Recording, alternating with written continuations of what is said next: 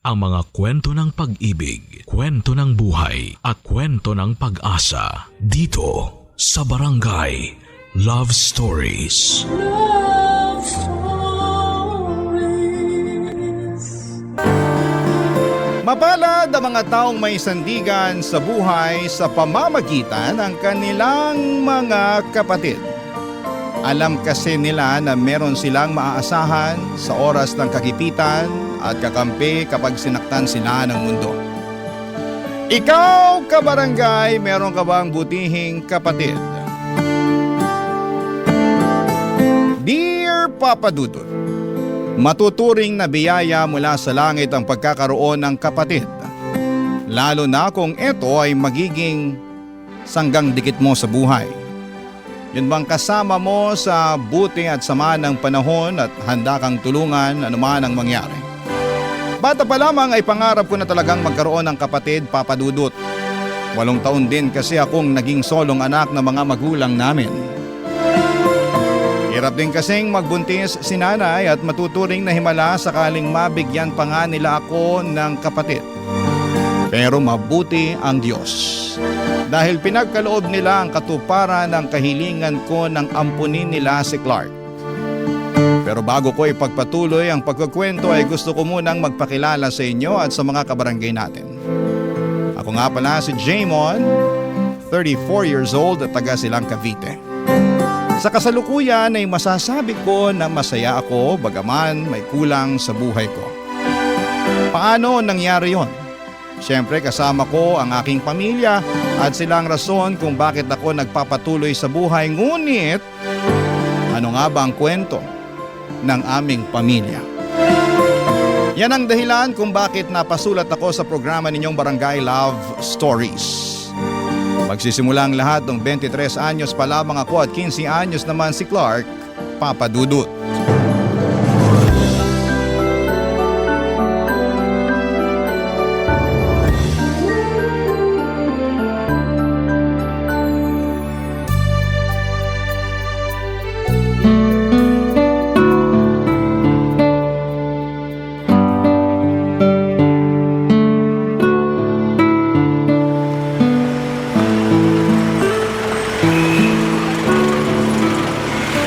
Nasaan na kaya si Clark? Sabi ni nanay sa malapit na tindahan lang naman daw niya inutusang bumili ng suka at saka toyo. Kahit kailan, napakagala talaga ng batang yun eh. Wala, ano yun? Naku, nag-aaway ba yun? Naku, mga kabataan na to. Awatin niyo, dali. Hoy, ano ba kaya awatin niyo? Akala niyo uurungan ko kayo porque marami kayo? Ha? Clark! Kuya! Tumayo ka nga dyan! Wala ka pala, Clark eh! Ano? Puro ka lang yabang! Sino puro yabang, ha? Uy, tumigil na nga kayo! Nagkakasakitan na kayo eh! Saka kayo ha?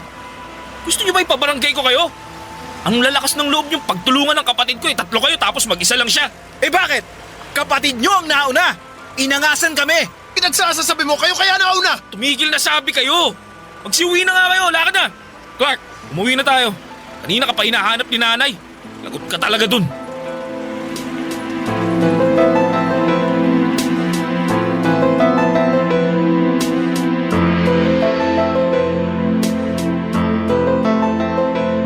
Nay, na yung magaling yung anak. Naabutan ko lang naman na nakikipag-away.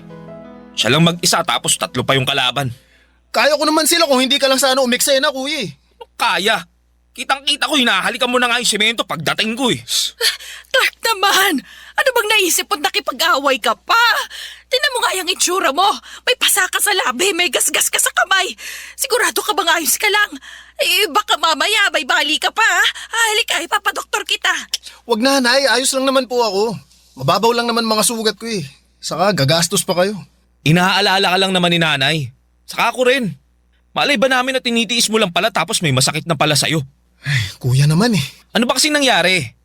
Totoo ba na inangasa mo sila kaya ka nila pinagsusuntok? Siyempre hindi. Sila kaya nauna, inaasar nila ako kaya pinatulan ko. Akala nila mananahimik lang ako sa isang tabi ha. Di ako ganun tao no. Pero sana nagtimpi ka pa rin. Lalo 3 sila, mag-isa ka lang. Di naman sa lahat ng pagkakataon, papairalin mo yung pikon mo. Di mo sila kailangan patulan. Paano na lang kung napuruhan ka, di ba? Tama ang kuya mo, Clark. Pinag-alala mo kami. Mabuti pa, gamutin ko na muna yan sugat mo, ha?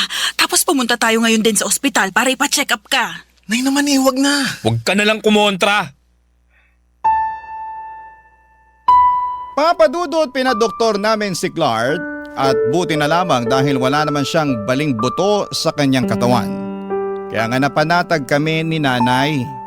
Habang pauwi ay kung todo sermon ulit siya sa aking kapatid na napapailing na lamang dahil wala naman itong magawa. Kabaligtaran ko ng ugali ang kapatid kong si Clark, Papadudot. Mahiyain ako samantalang malakas naman ang loob niya. Mabibilang lamang sa mga daliri ko sa kamay ang mga taong pinagkakatiwalaan ko kumpara sa kanya, na halos kaibigan ang lahat. Madaldal din siya, tahimik lamang ako. Masipag akong mag-aral noong nasa edad niya pa lamang ako, ngunit may pagkabulakbol at hindi seryoso sa pag-aaral niya ang aking kapatid. Palaway din talaga siya dahil mabilis mapikon. Sa kabila ng mga pagkakaiba namin ay mahal namin ni Clark ang isa't isa, Papadudot. Vocal ang kapatid ko sa pagsasabi niya na iniidolo niya ako sa maraming bagay. Tulad ng pagtugtog ng gitara. Galing sa pagre-report sa klase namin noong sabay pa kaming nag-aaral. Pakikipagtalastasan at kahit na nga sa paglalaro ng chess. At minsan ko na ring sinabi sa kanya na hanga ako sa mga kakayahan niya. Na hindi ko nagagawa lalo na at nalilimitahan ako sa pagiging introvert ko, Papadudot. Noong nagtrabaho na ako ay nagsimula ng lumayo ang loob namin ni Clark sa isa't isa. Aaminin ko na naging abala na ako sa pagtatrabaho. Focus kasi ako sa pagpo-provide sa aming pamilya dahil gusto ko na pahintuin sa pagtitinda ang nanay namin. Kaya ni mag-usap kahit simpleng kumustahan ay hindi na po namin magawa ng kapatid ko dahil pag-uwi sa bahay ay kinakain ako ng matinding pagod. Tapos dumating sa buhay ko si Mary Grace. Katrabaho ko na nakamabutihan ko.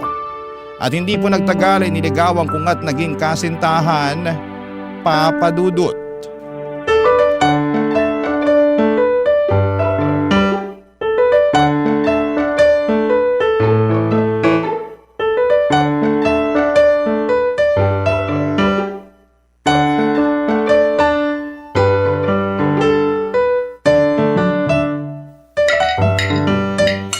Kain ng kain, Mary Grace. Sarap ang luto ng nanay ko. Oo nga eh. Paborito ko na tong potsero. Panalo! Nako salamat naman kung ganon dahil nagustuhan mo na. Excited po talaga ako na matikman tong specialty ninyo. Kasi laging binibida ni Jaymon tong luto ninyo. Talaga? Nako, bigla tuloy akong nahiya. Wag na po kayong mahiya, Nay. Tsaka, totoo naman po yung kinukwento ko kay Mary Grace eh. Tingnan nyo, enjoy na enjoy siya oh. Totoo po. Ang sarap-sarap talaga ng luto nyo. Naku, mukhang mapaparami ako ng kain ito. Ayos lang yan. Basta kumain lang kayo ng kumain, ha? Masaya talaga ako na sa wakas may pinakilala ng girlfriend tong anak ko si Jaymon. At saka, sana ikaw rin ang mapangasawa niya. Ay naman, asawa talaga agad. Oo, bakit? Ayaw mo ba? Gusto pero mga bata pa po kami ni Mary Grace. Saka gusto pa po naming i-enjoy ang pagiging mag-boyfriend at girlfriend namin. Tama po si Jaymon, tita. Ay, oo naman, syempre. Teka, asan po pala si Clark? Bakit di natin siya kasabay kumain ngayon? Ay, nako, yung kapatid mo, hindi pa rin umuuwi. Talaga po? Sana naman kaya pumunta yung batang yun. Andito na po ako. Oh, Clark, anak, mabuti naman ay naisipan mo pang umuwi. Uwi mo naman, Nay. Hindi pa naman hating gabi. Ha? Ano sabi mo? Hoy Clark, ba't mo sinasagot ng ganyan si nanay? Bakit, kuya? Pagagalitan mo rin ba ako? Napapansin ko parang pinagtutulungan niyo na ako ni nanay ah. Hindi naman yata patas yun. Dalawa kayo, mag-isa lang ako. Wala kaming ginagawang masama sa'yo ng kuya mo. Tsaka, saan ka ba nanggaling? Bakit ngayon ka lang? Sa classmate ko, may ginawa kaming project. Talaga lang project? Kung ayaw mo maniwala, edi wag. Clark, ano ba? Ay, naku, pasensya ka na Mary Grace ha. Nakita mo pa tuloy paano kami mag-away. Pero hindi kami nag-aaway-away dito ha. Pinagsasabihan lang namin yung... May bisita pala kayo? Ay, oo nak, kaya pwede ba umayos ka?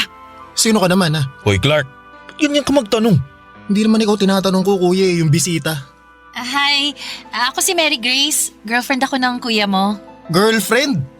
Wow, may girlfriend ka na pala kuya tapos di mo man lang nakwento sa akin? Sa bagay, busy ka na nga pala sa ibang bagay.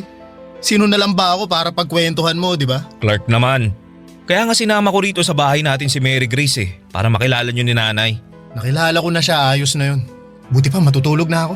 Ano, hindi ka nakakain? Busog po ako, tsaka inaantok na ako eh. Naku Mary Grace, pasensya ka na talaga ha. Ganyan lang talaga yung ugali ng anak kong yun. Nako, wala naman pong kaso yun tite. Baka pagod lang talaga si Clark. Kaya mo, kakausapin ko na lang po si Clark bukas na.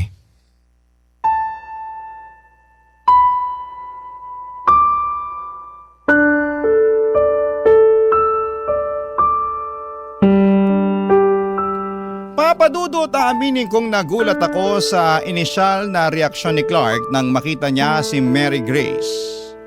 At mas nabigla pa ako sa kung papaano niya ito patunguhan habang tumatagal.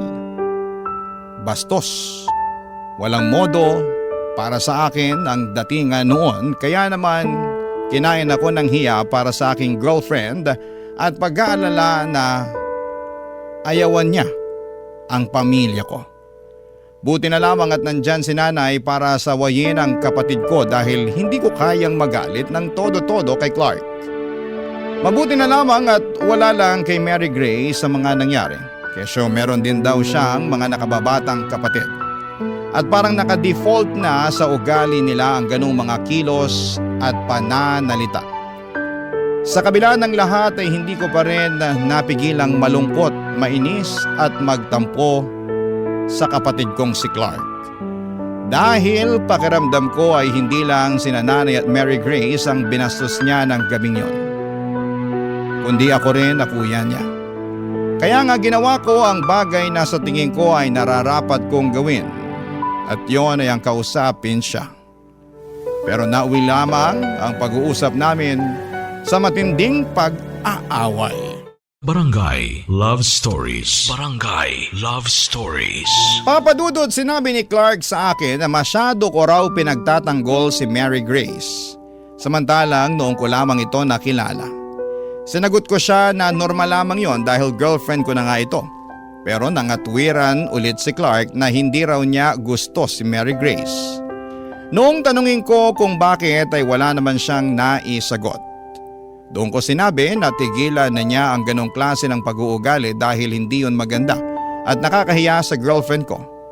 Pero imbis na magpasupil, humingi ng tawad at mangako na hindi na ulit siya mambabastos, ay nagalit si Clark at doon na nagsimula ang away namin. Mabibilang sa mga daliri ko sa kamay ang tagpo na nag-aaway kami ng kapatid ko. Hindi kasi ako pumapatol at sa abot ng makakaya ko ay inuunawa ko siya. Kaya nga masakit sa akin na nauwi sa away ang sanay dapat na maayos lamang naming usapan. Alam ni Mary Grace ang nangyari kaya inalo niya ako at sinabihan na mabuti akong kapatid. Na spoiled lang daw talaga si Clark at dapat wag ko raw hayaan na maapektuhan niya ang nararamdaman ko. Dahil doon ay gumaan ang loob ko. Hindi nagtagal, lagi nang nasa bahay namin si Mary Grace, bagay na madalas na kinakainis ng kapatid ko.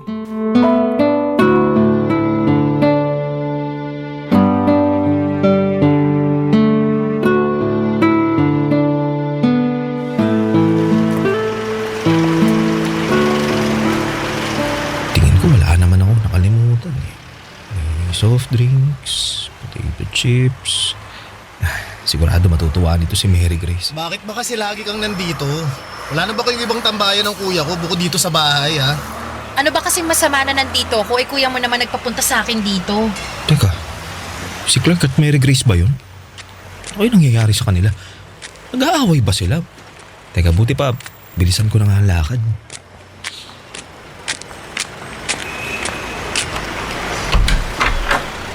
Ano? Sumagot ka, tinatanong kita eh. Uy, ano nangyayari dito? Buti naman dumating ka na, Jaymon. Bakit? May problema ba? Tsaka, ano yun? Nag-aaway ba kayo ni Clark? Hindi wala akong ginagawa dyan sa jowa mo, no? Anong wala? Kanina lang tinataasan mo ako ng boses. Jaymon, yung kapatid mo inaaway ako. Bakit daw ako nandito sa bahay ninyo? Totoo naman eh, palagi ka na lang nandito. Wala ka bang bahay? Ako nagpapunta kay Mary Grace dito sa bahay. Bakit ka ba nagagalit? Hindi ako galit, kuya. Nagtatanong lang ako. Kaya nga, bakit mo ba tinatanong?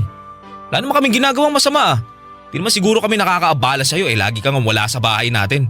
Bigla-bigla ka na lang susulpot kung kailan mo gusto tapos magkakaganyan ka pa. Bakit? Bahay ko rin naman to ah.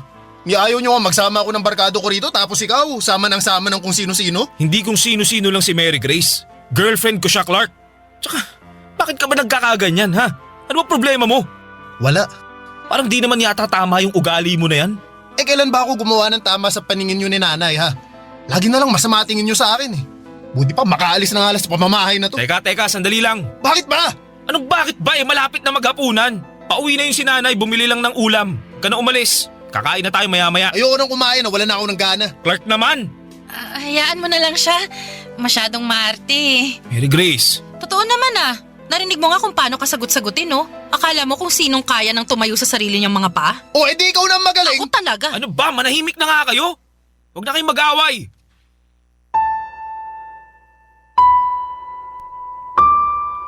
Papadudot, hindi ko intensyon na awayin si Clark, ngunit may mga bagay talaga na hindi maiiwasang mangyari lalo na kapag nadala na kayo ng emosyon.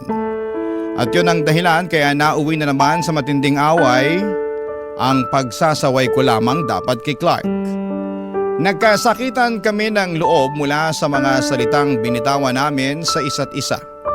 At aminin kong labag sa loob ko ang mga nasabi ko sa kanya. Dala lamang yon ng matinding galit dahil sa mga sinabi niya laban sa akin. Pero yon ang naging mitya, kaya naglayas si Clark. Gustuhin ko man siyang hanapin ngunit hindi ko na ginawa yon dahil kinumbinsi ako ni Mary Grace na kapag hinanap ko raw ang kapatid ko, ibig sabihin ay nagpatalo ako sa kanya. Si nanay na lang ang naghanap kay Clark na hindi nagtagal ay napauwi rin naman niya. Simula noon ay tumaas ang pader na namamagitan sa amin ng kapatid ko. Lalong lumayo ang loob namin sa isa't isa hanggang sa tuluyan na akong nag-focus sa relasyon namin ni Mary Grace.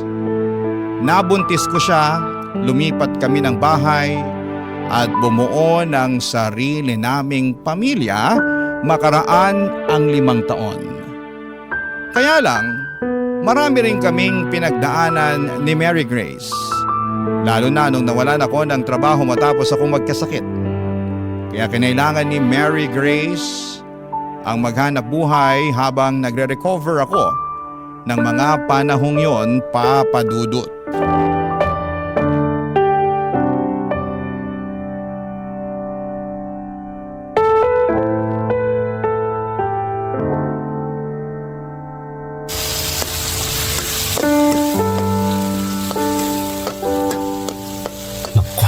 Sigurado magugustuhan ni Mahal tong ulam na niluto ko.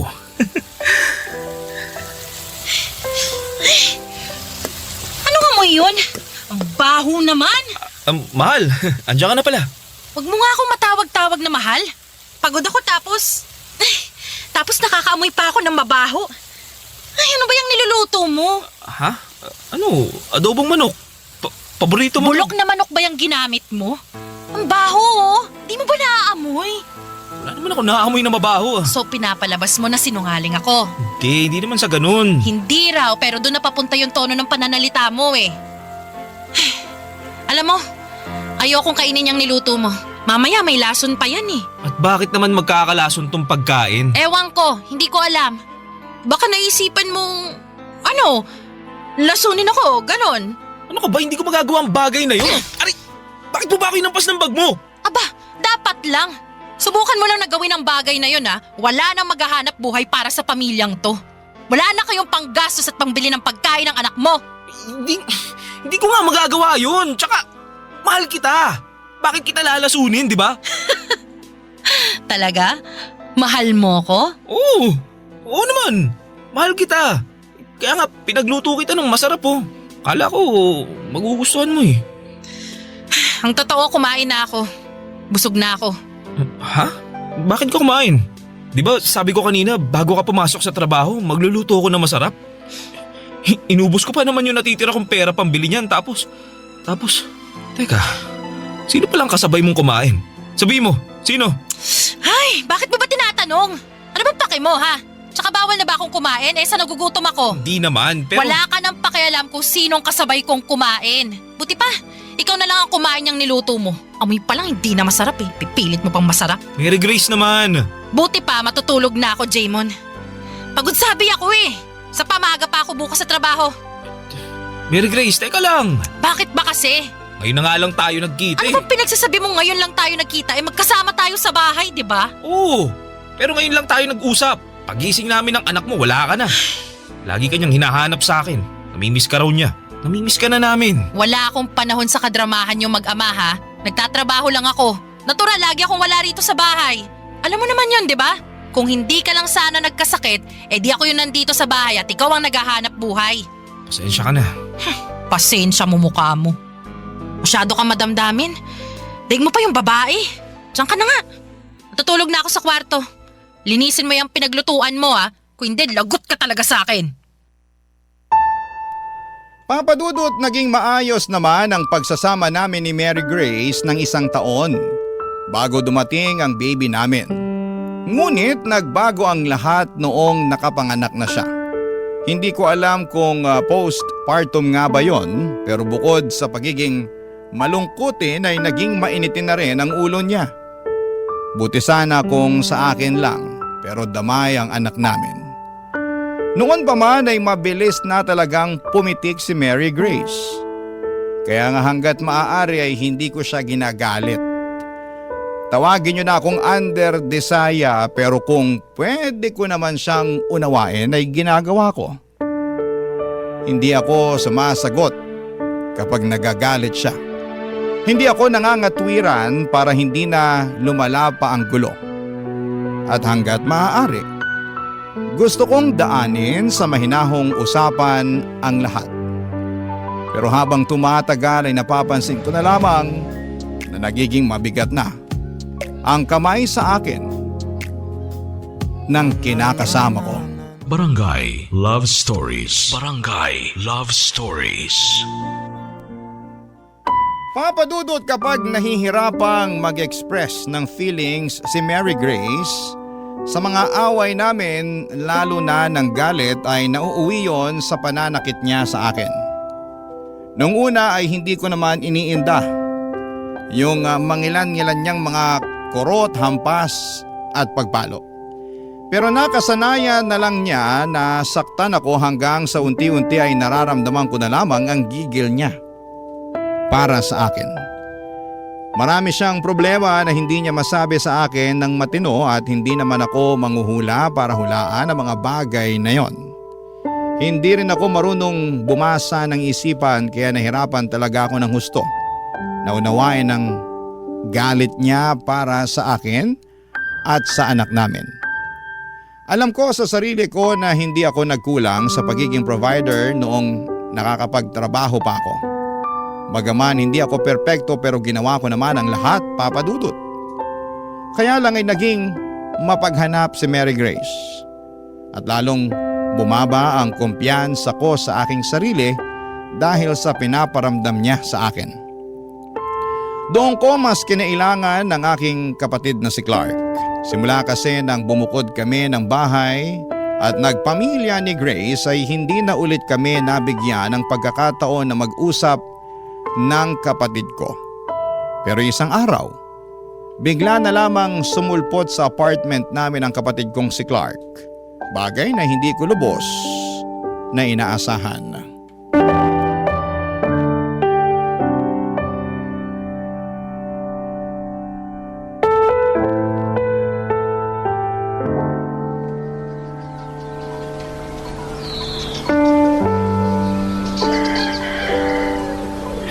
Buti naman at binisita mo ako rito sa inuupahan namin, Clark.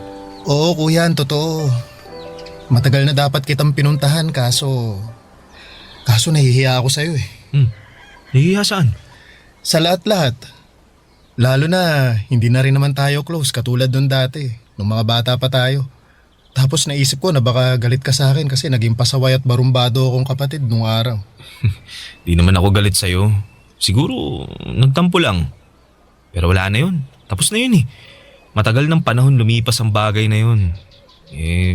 Kung para sa ikatatahimik mo, sige, napatawad na kita kahit wala ka naman talagang kasalanan. Salamat. Kumusta ka na? Bakit parang ang payat mo na? Saka bakit di ka na dumadalaw dun sa bahay? Sabi ni nanay, miss na miss ka na raw niya. Di na kayo pumupunta dun ni Ate Mary Grace. Nagkasakit kasi ako eh. Nagkapulmonya ako, tsaka bumagsak ng husto yung resistensya ko. Ayun, nagpapagaling pa nga ako ngayon dito eh. Kaya si Mary Grace na muna naghahanap buhay sa amin. Ganun ba? Bakit naman hindi mo man lang sinabi sa amin? Sana napuntahan ka man lang namin. Ayaw ni Mary Grace eh. Paano ayaw? Ayaw niyang ipasabi sa inyo kasi raw ayaw niya na kayong maistorbo. Tsaka kaya naman daw namin eh. Problema na raw namin yun. Kuya, hindi naman kayo nakakaistorbo. Ano ba namang klaseng katwiran yun? Hindi ko maintindihan. Pakiramdam ko, nilalayo lang talaga ako ni Mary Grace sa inyo. Ha? Bakit naman? Ewan, di ko alam. Basta, ayaw niya na pag-usapan namin yung tungkol sa inyo. Dapat daw, di ko na kayo hanapin. Lalo na kasi, di naman daw tayo magkasundo. Yun din ang rason niya kaya di na ako nakapunta sa bahay natin para bisitahin kayo. Kayo ni nanay. Sandali lang, sandali. Hindi ko maintindihan. Ang lakas naman ang tama ni Mary Grace. Ayos lang naman yun. Iniintindi ko na lang siya kasi pag sumagot pa ako baka mag-away lang kami nun. Tapos pagsalitaan niya pa ako ng masasakit at isumbat na di ako nagtatrabaho at siya naghahanap buhay. O di kaya baka masaktan niya pa ako. Masaktan? Teka lang kuya. Anong ibig mong sabihin? Sinasaktan ka ba niya? Ha? Hindi. Wala. Hindi niya ako sinasaktan. Kuya, narinig ko yung sinabi mo. Gusto ko lang kumpirmahin. Hindi nga, Clark. Ayos lang ako. Ayos lang. Mabait si Mary Grace. Di niya ako sinasaktan. Di ako naniniwala sa'yo eh. Ayan! Ha? Yung nasa braso mo, ano yan? Kurot ba yan? Kurot yan eh. Bakas ng kuko yan oh. Si Mary Grace ba gumawa niyan? Naku, hindi. Hindi siya gumawa nito. Itong pasa sa kamay mo. Pati ang, ano yan? Sugat ba yan?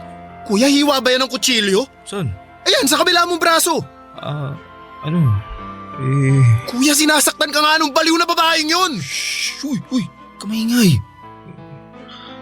Huwag mo nang tawagin baliw si Mary Grace. Mamaya marinig ka nun, lagot tayo. Kuya, ano ka ba? Anong ginawa niya sa'yo? Walang ginawa sa akin si Mary Grace. Mahal na mahal niya ako. Hindi na pagmamahal ang tawag dyan. Sabi sa akin ni Mary Grace, mahal niya ako. Kaya sinasaktan niya ako. Papadudot, ewan, pero ang isip ko noon ay ginagawa lang ni Mary Grace ang pang-aabuso niya sa akin dahil mahal niya ako.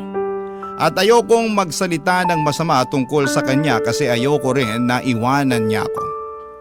Siguro'y masyado akong naging mahina sa isipan at puso ko para mga tuwiran at ipagtanggol ang aking sarili. Pero alam din naman ng kapatid ko na naging abusado ang kinakasama ko at sinamantala ang pagiging mahinahon at hindi ko palapatol sa tao. Naunawaan ko ang pinagmumulan ng galit ni Clark pero hindi ko kayang hiwalayan ang kinakasama ko dahil ayokong masira ang aming pamilya. Sa katunayan ay plano ko na ngang pakasalan si Mary Grace, Papa Dudut.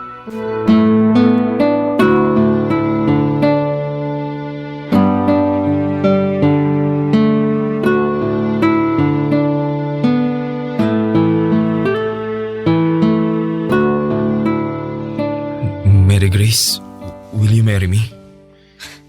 Anong sabi mo? Tinatanong kita kung pumapayag ka bang pakasalan ako. Gusto na kasi kitang maging asawa eh. Paano kung sabihin ko sa'yong ako naman ang may ayaw na makasal sa'yo at maging asawa ka? Bakit naman? Di ba matagal naman na nating plano na magpakasal? Noon yun, nung masyado pa akong in love sa'yo. Pero ngayon hindi na. Kasi narealize ko na marami pang ibang lalaki dyan bukod sa'yo. Yun bang kaya akong bigyan ng magandang kinabukasan? Yung hindi na ako magtatrabaho para buhayin ang pamilya natin? Yung magaling din sa kama? Di katulad mo? Teka, anong ibig mo sabihin? Ang hina mo naman umintindi, Jaymon. Kailangan ko pa bang ipaliwanag ng mabuti sa'yo para maintindihan mo? Sa hindi ko nga talaga maintindihan. Oh, sige! Sige. Ipapaliwanag ko sa'yo para maintindihan mo. Makinig ka mabuti ha, dahil hindi ko na uulitin ang sasabihin ko. Jaymon, may iba na ako. At plano ko nang sumama sa kanya. Ha? Ano sinasabi mo? Bakit ka naghanap ng iba, Mary Grace? Dahil ayoko na sa'yo. Pagod na akong makisama sa tulad mo, kaya naghanap na ako ng iba. Swerte dahil meron na akong nakilalang mas higit pa sa'yo. Yung mas gwapo, mas mapera, mas magaling sa kama. Kaya dyan ka na. Aalis na kami ng anak mo. Iiwan ka na namin. Wag niyo akong iwan. Parang awa niyo na, Mary Grace. Parang awa niyo na, wag kayong umalis. Wag! Mary Grace!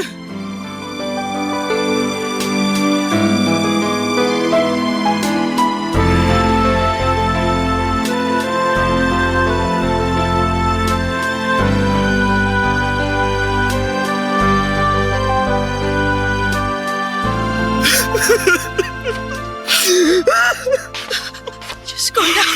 Jaymon! Anak ko! Nay, buti po pumunta kayo. Oo, kuya. Pumunta kami ni nanay kasi nakwento ko sa kanya yung ginagawa sa'yo nun ni Mary Grace. Asan na ba yung babaeng yun para masabunutan ko? Sobra siya sa ginawa niya sa'yo. Wala na po, Nay. Wala na po sila ng anak ko. Umalis na po sila, iniwan na po nila ako. Ha? Anong ibig mo sabihin umalis? Saan sila nagpunta, kuya? Sumama na sa ibang lalaki si Mary Grace. Hindi na raw niya kasi ako mahal. Iniwan na niya ako. Wala na sila ng anak namin. Grabe. Napakawalang hiya talaga niya. Ang kapal naman ang mukha niya. Hayaan mo na, anak. Andito naman kami ng kapatid mo eh. Hindi ka namin iiwan mag-isa. Kasama mo kami, ha? Magkakasama na ulit tayo.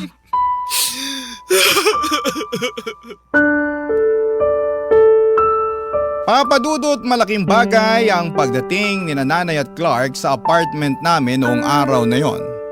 Dahil baka kung ano pa ang nagawa ko sa aking sarili kung wala sila.